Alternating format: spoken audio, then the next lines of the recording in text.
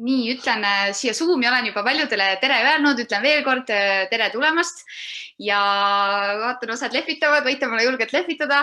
Ja väga tore. Nii hästi. Ja tegelikult ütlen siis ka tere ka meie Facebooki kuulajatele, et me ei ole varem kunagi Facebooki laivi katsetanud, et vaatame siis, mis nüüd saama hakkab. Nii et tere ka siis sinnapoole. Ja hakkame siis vaikselt pihta. Tutvustan siis ennast ka veel, kes ei kuulnud. Mina olen siis Maarja Kalma, üllatust Tartu Ülikooli liikumislaborist ja esmakordselt siis oleme tegemas sellist liikuma kutsuva kooli ABC-d ehk siis niisugust lühidat tutvustust sellest, et millest see liikuma kutsuv kool siis üldse seisneb.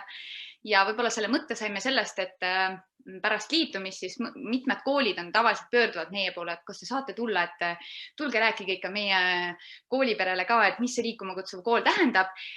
Ja et seda siis aega võib-olla siin kokku hoida ja hetkeolukorras me paraku teile külla tulla koolidesse ei saa, siis seekord katsetame siis sellist veebiversiooni. Nii et vaatame, mis siis täpsemalt välja tuleb.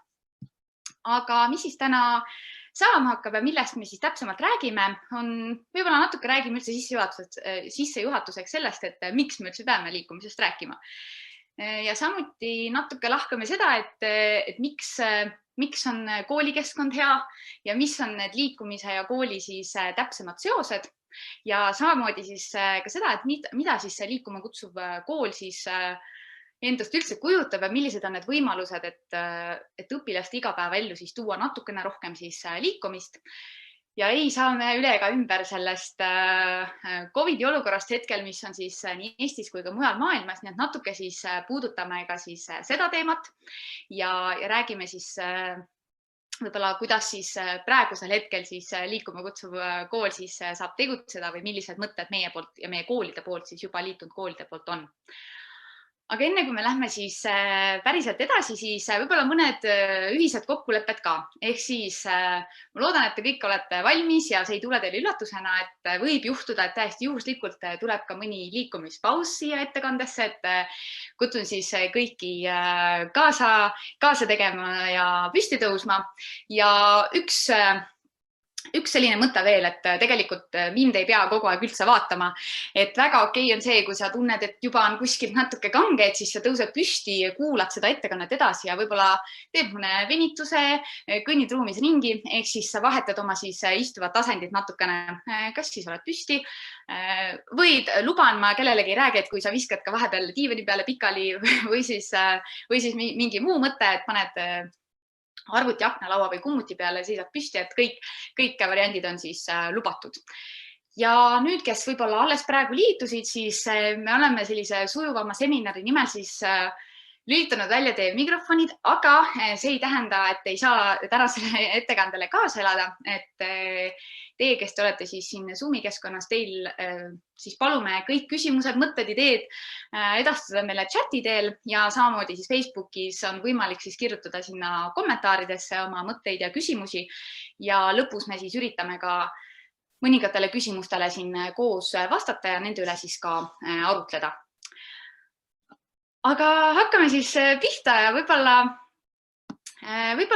räägimegi sellest, et miks me siis üldse peame liikumisest rääkima, et ühest küljest see tundub hästi loomulik, et inimese keha ongi mõeldud ju liikumiseks ja et miks me nagu sellest peame eraldi kuidagi tänapäeval rääkima, et osadele tundub see hästi kuidagi uudne või nagu suur küsimärk tekib sinna kohale, aga teisest küljest teaduses räägitakse sellest, et me oleme jõudnud ka istuvasse ajastusse, ehk siis võime öelda, et selline tasakaal sellise liikumise ja pika sellise istumise pluss veel ekraani vahel on siis selline korralikult paigast ära, et ühest küljest on ju hea, et elu on tehtud mugavaks, aga teisest küljest jääb selle võrra siis liikumist järjest vähemaks.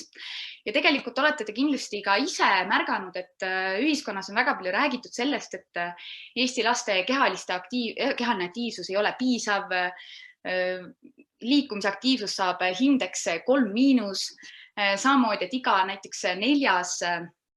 esimese klassi laps on siis ülekaalus või rasvunud ja liikumise siis vähesusest tingituna siis on ka meeleoluhäired, rühihäired ja mõjutab see ka nägemist. Et need on sellised erinevad mured, mis siis sellise vähese aktiivsusega siis ka kaasnevad. Aga kui ma siin räägin, või mainisin ka just, et see liikumine ei ole piisav, siis võib-olla räägime sellest, et mis see siis, natuke läksid. Ma võib-olla enne küsiks teie käest, kui me lähme selle juurde, et mis on siis piisav liikumine, võib-olla arutaks selle üle, et mis on need ühiskonnas võib-olla toimunud muutused. Et kui me ühest küljest mäletame, et see koolitee, kui me kooli läksime, et oli selline hästi selline sündmusterohke, et sageli oli see pigem selline aktiivsem, et sa läksid kas rattaga, jala, sageli see pikkus võis olla üle 30 minuti isegi ja seal kuidagi sai hästi palju jutte räägitud ja siuke mõnus sotsialiseerumise koht ka. Siis ma arvan, et ma ei eksi ja te võite niimoodi noogutada, kelle koolis siis samasugune mure tegelikult võib-olla hommikuti ja ka pärastlõunal siis on. Et ühest küljest on ju hea, et lapsevanem tegelikult muretseb selle pärast, et laps saaks hästi turvaliselt kooli. Teisest küljest jällegi on tavaliselt just lapsevanem see või täiskasvanud inimene see, kes räägib, et et me ju omal ajal ikka liikusime ja omal ajal oli nii ja omal ajal oli seda liikumist palju rohkem. Et siis tekibki küsimus, et huvitav, et kes see seal autoroolis siis tegelikult on ja võib-olla sellise liigse ei saa nagu alahinnata seda turvalisust, aga ühest küljest võtab siis ka lapsevanem otse nagu treppi sõites ka võib-olla lapsel võimalus ära kas või 5-10 minutit enne koolipäeva algust siis kõndida värskes õhus, kuidagi vaimselt valmistuda ka selleks koolipäevaks. Ja teine võib-olla asi, mis ühiskonnas on hästi nagu muutunud või paigast siis niimoodi tasakaalust ära läinud, on selline isetekkeline liikumine. Ma võiksin küsida küll teie kõigi käest, et mis siin hetkel praegu pildil toimub, aga ma olen enam kui kindel, et enamus teist tegelikult teab, mis siin toimub. Ja te olete ilmselt kõik nõus, et mingil hetkel oli niisugust isetekkelist liikumist hästi palju, et väljas mingite tegevuste tegemine oli tavapärane, võib-olla pärast kooli õue mängima minek oli ülimalt tavaline asi ja see ei saanudki kuidagi muud moodi olla, siis tegelikult ma arvan, et samamoodi võib öelda, et natuke on need asjad muutunud ja pigem on sellised aktiivsed tegevused asendunud ekraanidega, et ühest küljest siis seda infot ja seda põnevust on seal ekraanidega hästi palju ja selle tõttu on siis ka sellist liikumistegevust tunduvalt vähem. Aga kui me nüüd siis lähme ikkagi selle juurde, et millised on soovitused, et kui me räägime, et lapsed ei liigu piisavalt, et mis see piisav siis tegelikult on. Et WHO poolt on ka siis pandud nii-öelda paika või soovituslik selline 60 minutit, mis on totaalne miinimum, ehk siis vähemalt 60 minutit iga päev mõõdukalt ja tugeva intensiivsusega kehalist aktiivsust. Kuidas seda ära tunda, et mõõdukas on võib-olla see, et tekib selline kerge sooja tunne, hingamine sageneb, südamelöögi sagedus tõuseb, võib-olla põsed natuke rohkem õhetavad, ehk siis see on juba mõõdukas intensiivsus ja nii on seda võib-olla kõige lihtsam ka ära tunda. Ja samamoodi siis see 60 minutit peaks siis kogunema tegelikult mitte ainult koolipäeva jooksul, vaid sellest hetkest, kui siis laps läheb või laps ärkab ülesse ja selle hetkeni, kui ta siis läheb magama, et terve päev otsa on siis aega sellist 60 minutit siis nii-öelda koguda. Ja võiks öelda, et vaatamata sellele, et võib-olla ma rõhutasin siin seda mõõdukat ja tugevat intensiivsust, siis tegelikult ikkagi ka kerge intensiivsus on parem kui mitte midagi, et seda kindlasti ei tasu alahinnata ja ei tasu siis unustada. Aga mis see olukord siis Eestis on ja me oleme oma liikumislabori poolt teinud ka läbi uuringu, mis siis ütleb seda, et kuskil 24% siis õpilastest täidab selle 60 minutit liikumisaktiivsus päevas. Ehk siis väga-väga suur hulk on neid õpilasi, kes siis ei täida näiteks mitte ühelgi päeval või siis täidavad näiteks ainult ühel päeval, et neid oli kuskil ligi 20%. Ja kui me siis võib-olla mingil hetkel tõime selle teema üles, et lapsed liiguvad vähe ja laste liikumisaktiivsus ei ole piisav võrreldes selle 60 minutiga, siis tekkis väga palju küsimusi, et ühest küljest oli asi halb või on ka praegu halb, aga teisest küljest hakati küsima meie käest, et mis need võimalused siis on, et ühest küljest meil on mure ja see probleem, aga et kuidas seda probleemi siis nii-öelda lahendada. Ja üheks lahenduseks siis saigi Liikuma kutsuva kooli programm, mis siis alustas 2016 pilootprojektina ja tegelikult eesmärk on imelihtne, et laste ja noorte siis koolipäeva jooksul vähendada sellist istumisaega ja võimaldada siis rohkem neile selliseid liikuvaid ja kehalist aktiivsust nõudvaid tegevusi koolipäeva jooksul. Ja alustasime me siis 10 kooliga. Siin need väiksed täpikesed küll natuke näitavad, kus need koolid paiknesid. Tänaseks päevaks saame öelda hurraa ja te võite ise endale pika pai teha, sest tegelikult meid on juba 148 ja suuresti siis tänu meie uutele koolidele on see number siis tänaseks selline. Ja just need punased täpid on siis need koolid, kes siis sellel aastal on meiega liitunud. Aga miks siis kool? Et ühest küljest ju tegelikult me oleme kuulnud seda, et kool on ikkagi õppimiseks ja ei ole nagu aega tegelikult väga palju sellise, ma ei tea, muude kõrvaliste asjadega tegeleda, et kõik eksamid vajavad tegemist ja õppekava on hästi tihe.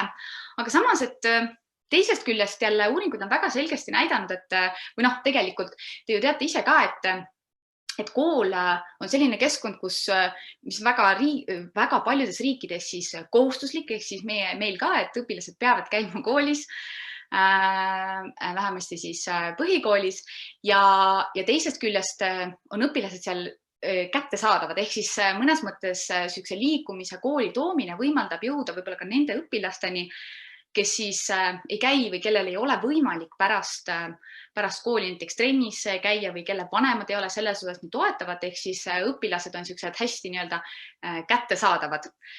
Ja samuti näitavad ka tegelikult ju uuringud ka seda, et õppimise ja liikumise vahel on ikkagi väga suur seos, ehk siis tegelikult võime me küll ühest küljest karta seda, et liikumine võib-olla segab sellist keskendumist ja tähelepanu ja hajutab selle tegevuse seal klassis ära, siis tegelikult uuringud on ikkagi näidanud, et liikumise aktiivsus aitab ikkagi väga tugevalt kaasa just tähelepanule, mälule, just ülesannete siis lahendamisena sellisena keskendumisele. Ja võib-olla, mis tasub võib-olla välja tuua, on see, et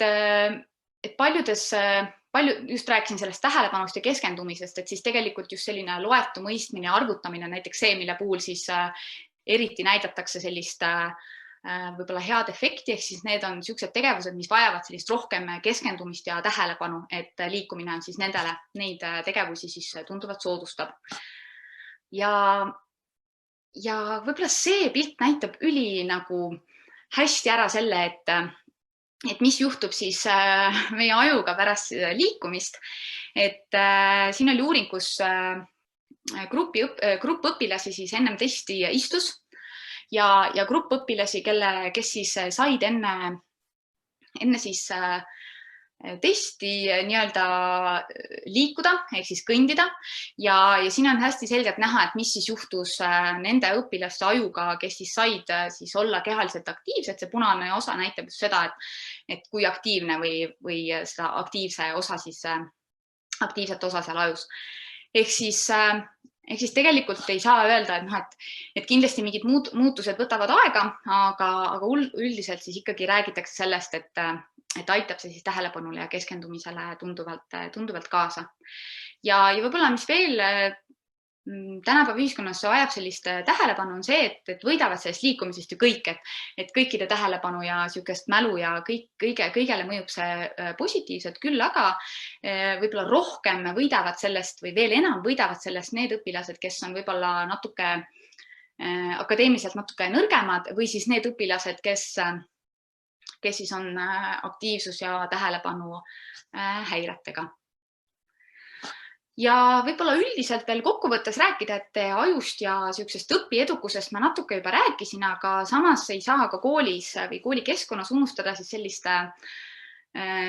sotsiaalset osa ehk siis suhteid ja sellist heaolu, et samamoodi on uuringud näidanud ka seda, et selline liikumine aitab siis tekitada sellist ühtekuuluvustunnet ja näitab ka kiusamise vähenemist ja samas tekitab see sellist motiveeritust koolis käia ja ka stressitaseme siis langust koolikeskkonnas. Aga mul on tunne, et osadel juba natuke vajub see silm kinni, mis on väga okei, sest kui ma juba rääkima hakkan, siis võib juhtuda, et ma räägingi hästi palju. Seega on kätte jõudnud see hetk, kus ma palun sul tõusta püsti. Ja tõuseme kõik püsti. Ja me päriselt ka tõuseme kõik püsti, aga ma siin näen küll, mul on selline hea silm kohe selle peale, kui keegi midagi kaasa ei tee. Nii, ja kutsun üles, et inimesed seal Facebookis ka, et ma ei tee üldse nalja, tuleme kõik püsti ja meil on siis X-break. Break tantsuga siin midagi seotud ei ole, päriselt ka, aga natuke liigutame me küll. Ehk siis, võib-olla mõned on juba tuttavad, aga kes ei ole, siis on selline liikumispausi võimalus hea näide. Ehk siis, sina seisad juba püsti, see on sul tehtud, nüüd on sinu ülesanne sammuda koha peal, rohkem midagi praegu veel tegema ei pea, mina räägin edasi. Ehk siis, sinu ülesanne on valida, kumb vastus on õige. Ehk siis, kui sinule tundub, et parempoolne vastus on õige, siis sa tõstad parema käe ja kallutad ennast vasakule poole ja kui sulle tundub, et just vasakpoolne vastus on õige, siis sa tõstad vasaku käe. Et ei midagi keerulist, aga enne kui me läheme päris eksami juurde, siis me teeme sellise testküsimuse. Ehk siis, sõbrad, olge head, sul on 2 korda 2 ja palun vasta mulle, kumb võiks see õige vastus olla. Et kas nüüd see 4, mis on parem käsi või see 6, mis on vasak käsi. Nii, vaatame. Tundub, et igal pool on see matemaatika üks ja sama Eestis väga hästi. Mulle tundub, et teil olid täitsa õiged vastused. Nii, aga nüüd me lähme siis edasi ja meil on päris siis kontrolltöö küsimused, ole hea, marsi koha peal edasi ja mis siis ikka, ole hästi kiire. Nii, kas kellelgi jäi meelde, et mis see aktiivsus siis oli, et kui mitu minutit pidid siis õpilased olema kehaliselt aktiivsed koolipäeva või mitte koolipäeva, vaid terve päeva jooksul? No nii, kuidas tundub? Kõik on kuhugi poole kaldu natuke. Väga hästi. Nii, õige vastus, 60 minutit, super. No, väga head õpilased on täna sattunud kuidagi. Nii, aga meil on 2 küsimust veel, et mida võiks lugeda siis sina sammud koha peal ja ei unusta seda ära. Nii, pikk järjestikune istumine, et mida nimetada pikaks järjestikuseks istumiseks, kas 60 minutit või siis 30 minutit? Nii, no kuidas tundub? No, ja vaatame. Siin on nüüd kes kuhu poole. Nii, hästi. Aga õige vastus on siis tegelikult, et pikk järjestikune istumine on siis juba ka 30 minutit. Nii et see on selline mõttekoht ainetunniks. Ja järgmine küsimus on see, et mis te arvate, kas kehaline aktiivsus koolipäeva jooksul soodustab õppimist või raskendab õppimist? No nii, vaatame nüüd, kuidas nüüd. Nii, väga hea. Mõni paindub ikka väga hästi, ma vaatan, et siin ikka jaa, väga hea. Ja soodustab õppimist. Kuulge, ülitublid õpilased, mul ei ole ühtegi halba sõna.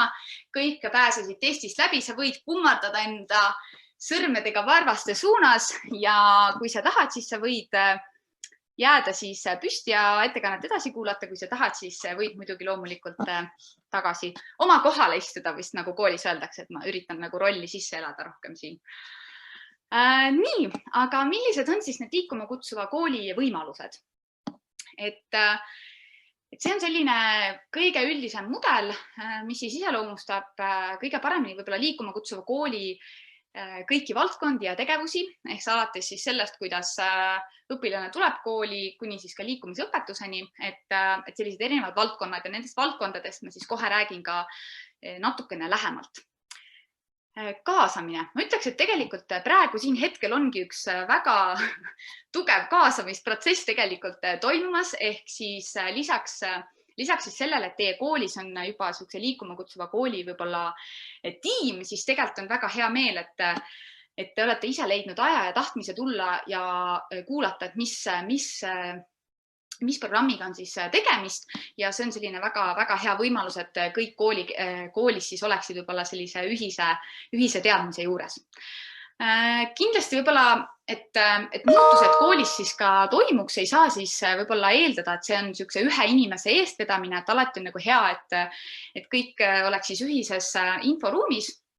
Ja kindlasti selleks pakub siis võimalus ka meie koduleht, et seda, kui teile tundub, et jääb infot täna veel väheseks, siis kindlasti tasuks sinna uudistama minna, et erinevatel teemadel veel võib-olla detailsemalt siis uurida.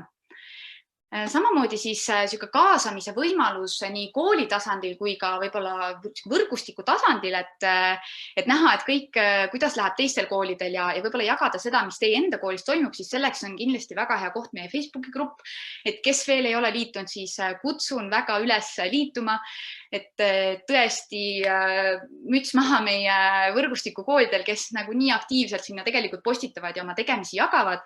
Ja sageli ka siis tekitavad seal niisugust diskussiooni ja väga palju selliseid toredaid näiteid, reaalseid näiteid, mis siis koolikeskkonnas toimub, et selline hea võimalus saada siis ka nendest tegevustest osa.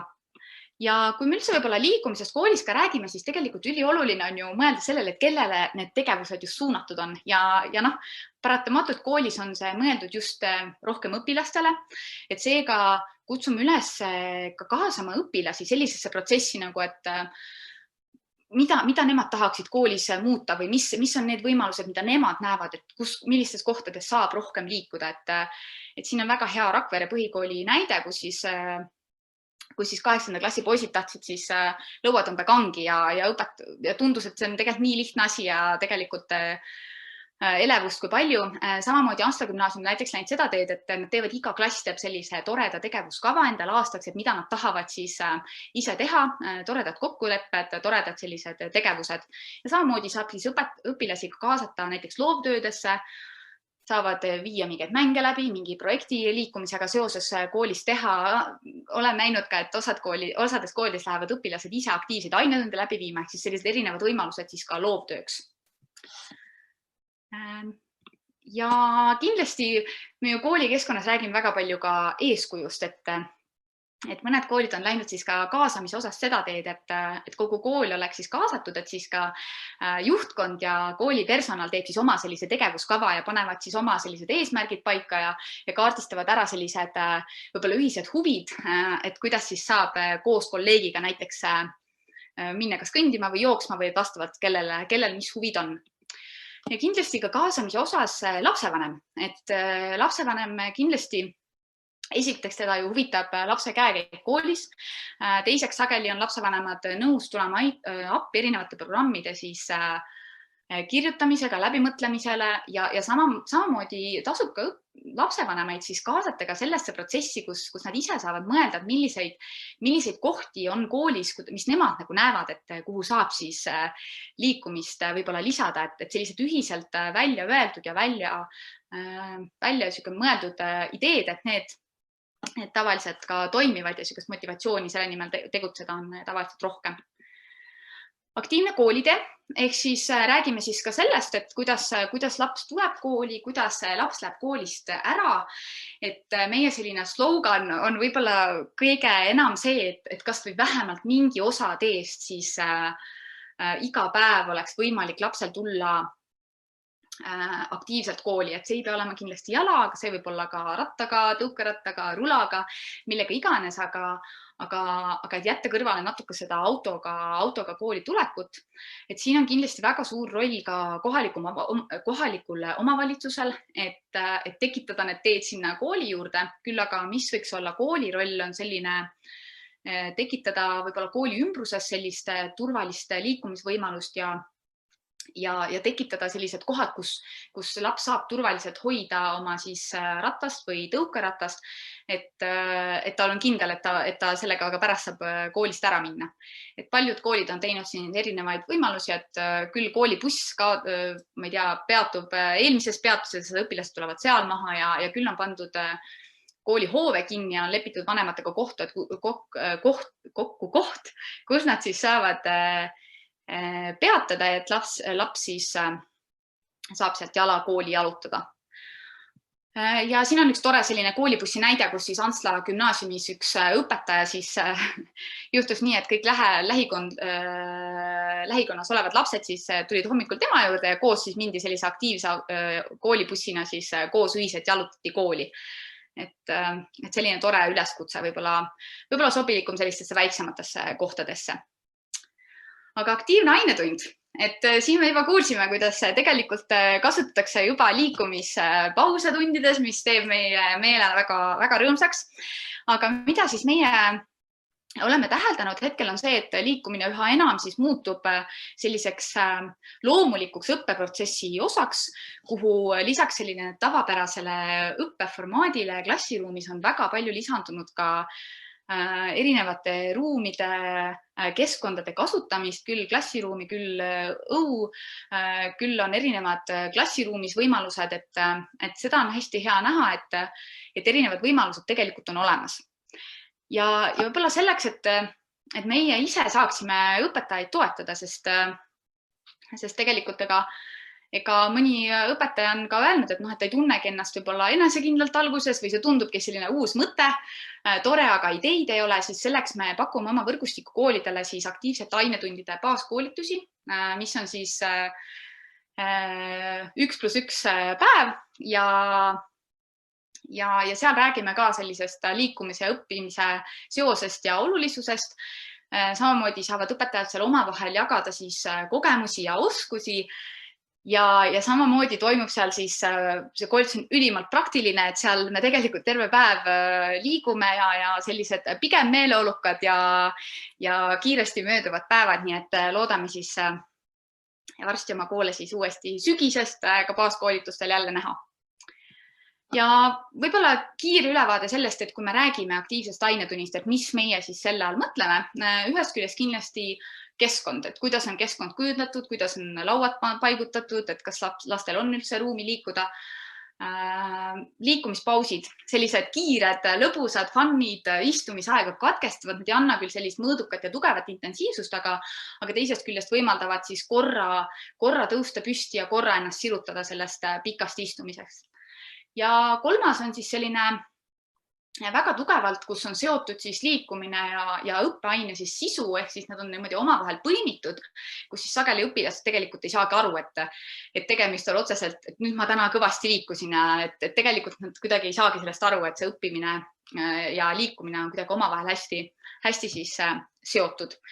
Ja siin näeme ka seda, et kuna õpetajad on öelnud, et just liikumispausideks on nagu keeruline leida kohe ideid, siis oleme omalt poolt ka mõned materjalid loonud, ehk siis 2 postrit ja 3 pakki siis erinevaid kaarte ja 2 kaardipaki peal on siis ka erinevad harjutused, mida siis liikumispausideks saab kasutada.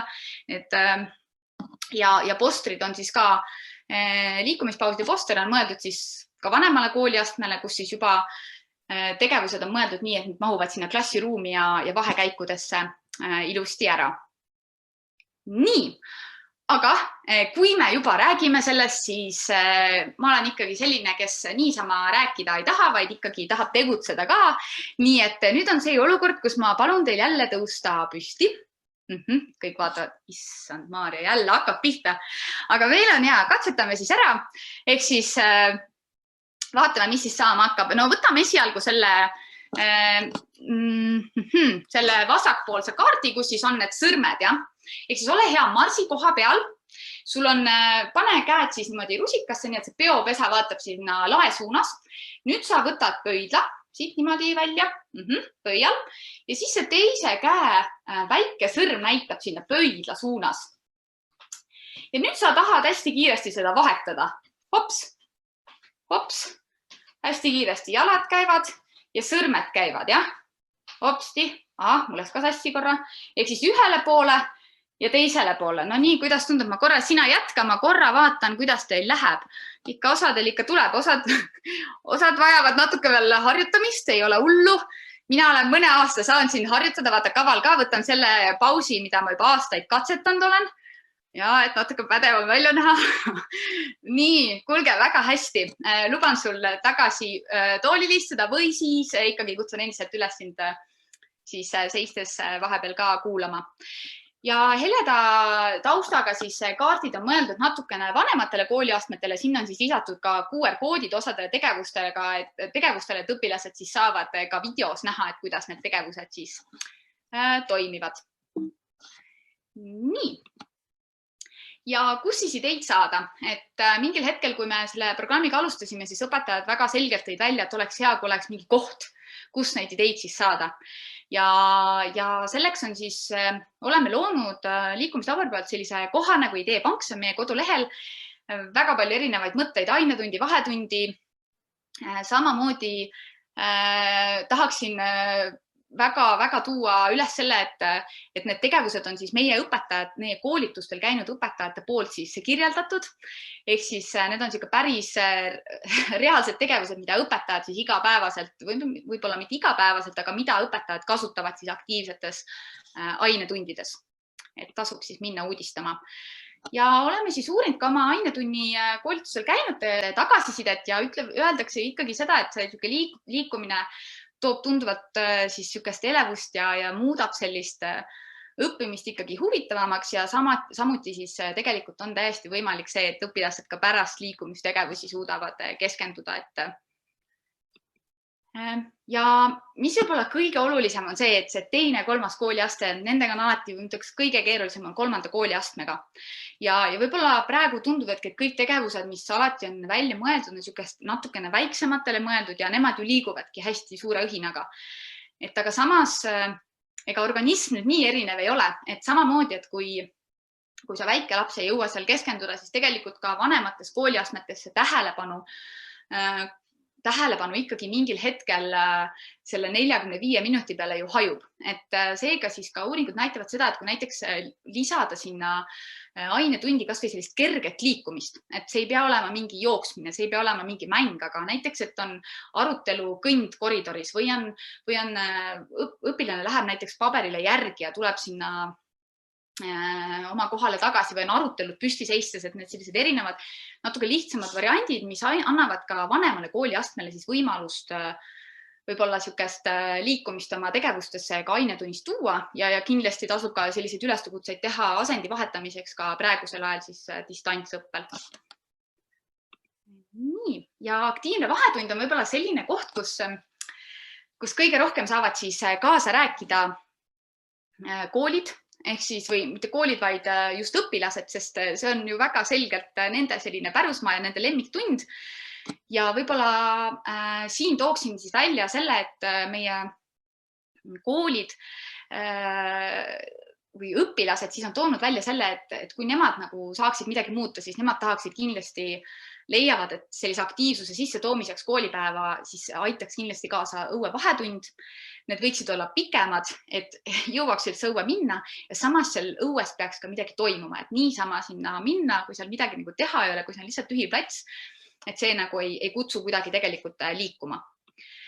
Ja selle õue minekuga on tegelikult ju see, et see on selline koht, mis võimaldab tegelikult koolipäeva lisada väga suurel hulgal siis liikumist, kui see on tegelikult vähemalt siis 20 minutit, et sinna jõuaks üldse minna, seal jõuaks võib-olla ka midagi teha.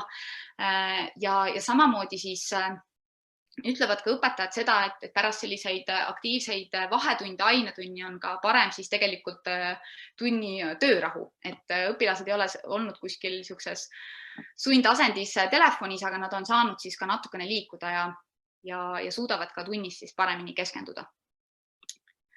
Ja praeguses tegelikult olukorras ma arvan, et ja üleüldse koolikeskkonnas, et selline puhkuse hetk tegelikult sellistest pingetest ja stressiolukordadest on õpilaste jaoks väga oluline.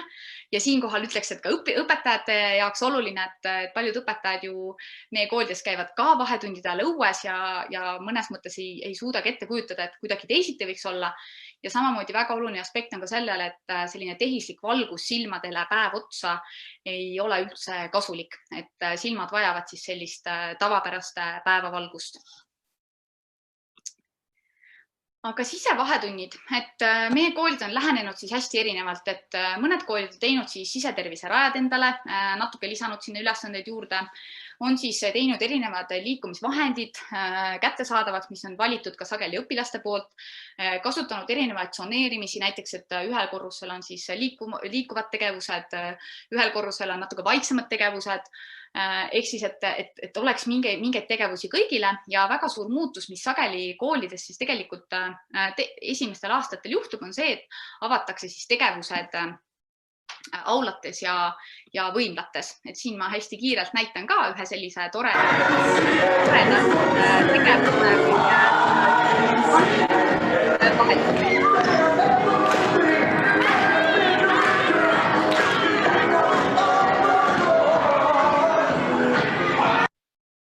et sellised tantsuvahetunnid on saanud koolides väga populaarseks, et pannakse Just Dance'iga, projektoriga lastakse need tantsud, siis need mehikesed liikuma sinna ekraani peale ja õpilased teevad järgi ja siin on tegelikult näha ka, et on ka vanemate kooliastmete tüdrukuid ja poisse, et selline tore võimalus. Ja omalt poolt me siis vahetundide poolt pakume võimalust siis koolitada mängujuhte. Mängujuhid on sellised toredad õpilased koolis, siis, kes viivadki läbi erinevatele kooliastmetele vahetundides tegevusi, küll õues, küll sees praegusel ajal enne siis niisugust distantsõpet siis just eriti õues ja samas on siis alati ka hästi oluline roll, et kooli poolt on siis nende jaoks ka selline mentor või täiskasvanud inimene, kes siis saab õpilastele toeks olla.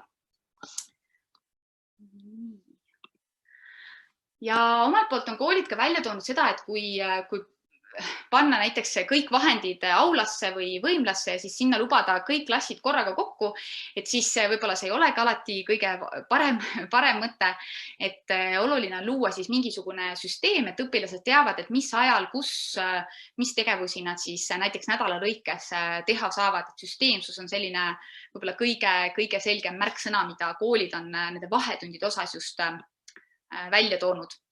Ja võib-olla vahetunni osas väga hästi haakub ka tegelikult liikumisõpetus, mis siis tegelikult meie väga hea kolleegi Maret Pihu poolt on siis hetkel niisuguse muudatuse läbi tegemas, aga suund on võib-olla pigem selles suunas, et kajastada ka kehalises kasvatuses või liikumisõpetuses rohkem selliseid elustiilialasid, mis võimaldab saada selline kogemus ja oskus, et hiljem olla ka motiveeritud minna näiteks diskgolfi mängima oma sõpradega või perega või võib-olla ka koolikeskkonnas on eriti hea seos selline vahetunni tegevustes just ka vanematel kooliastmetel, et kus nad on saanud mingisuguse oskuse, kas slackline'i oskuse või siin on näiteks ka tänavareketi oskuse ja nad ise saavad siis minna näiteks vahetundides seda pusima ja harjutama, sest nad on mingisuguse baasoskuse juba kehalise kasvatuse tunnis ka saanud. Ja nüüd on see kõige keerulisem olukord või keerulisem koht on siis selline distantsõpe ja võib-olla liikuma kutsuv kool, et millised on need võimalused ja mida me hetkel oleme siis koolides näinud. Et samamoodi siin kutsun väga üles jagama oma selliseid toredaid nippe tegevusi meie Facebooki leheküljel. Siin on väga tore näide just meie Paide Hammerbecki põhikooli poolt, kus nemad postitavad ennast unustavalt erinevaid liikumispause, kuhu on siis kaasatud terve selline koolipere, et ei ole ainult õpilased või see ei ole kehalise kasvatusõpetaja teema, aga küll on seal kooliõde ja koolipsühholoog või sotsiaalpedagoog, kes iganes, kes on kaasatud nende pauside siis läbiviimisesse ja need pausid siis postitatakse ka distantsõppele, et õpilased saavad siis ise proovida ja harjutada, et minu meelest see on nagu hästi selline tore lähenemine, et kui õpetajad juba teevad, no miks siis mina ei võiks kodus teha, et selline tore siis mõte ja et liikumispauside võib-olla toomine ka siis nendesse veebitundidesse on selline mõttekoht, et pakkuda neid selliseid erinevaid pause. Omalt poolt siis eelmisel kevadel sai loodud ka distantsõppe erileht, kus siis on samamoodi erinevaid selliseid näiteid ja mõtteid nii liikumispauside osas, nii liikumistegevuste osas sees-väljas, vanematele nippe mõtteid, ehk siis tasub minna sinna ka uudistama, et äkki leiate midagi, mis aitab teil siis natukene tuua ka oma siis igapäevasesse tegemisse siis ka liikumist. Et kindlasti need asendi muutused on ka siin välja toodud, et kutsuda lapsi üles võib-olla ka jäädvustama oma toredaid pidevalt asendite vahetusi.